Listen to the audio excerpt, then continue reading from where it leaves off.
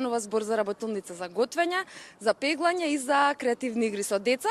Сите три работилници ќе имаат инструктори, ќе им бидат обезбедени сите материјали за работа. Планираме во текот на 2 часа заедно да се дружиме и нели мажите да ги градат своите вештини од професионалци кои што со нив ќе ги споделат. Така, ајде сега за оние кои што ги заинтригиравме, Кристијан, ти да објасниш како можат да се пријават оние кои што сакаат да учествуваат и дали постојат одредени возрастни граници? Имаме Facebook настан и мажите можат, саем за мажи и мажите можат, таму може да се пријават. Внатре во настанот има Google форма каде што се оди електронски, практично само типкате податоци кои што ги бараме. Нема возрастни граници, значи во суштина треба да се пријават млади момчиња и мажи. Тука бараме од 18 години па нагоре.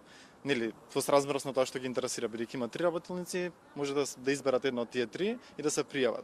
Сепак уште еднаш само назначуваме дека за онаа што е третата може би најинтересна за најмладите, ги повикуваме сите кои што имаат детенца да се пријават, татковците, оние кои што се вујковци, чичковци можеби сака да ги анимираат децата, да дојдат и да научат како може преку една креативна алатка, само со една обична лампа, да ги анимираат децата и да направат една цела приказна. Така.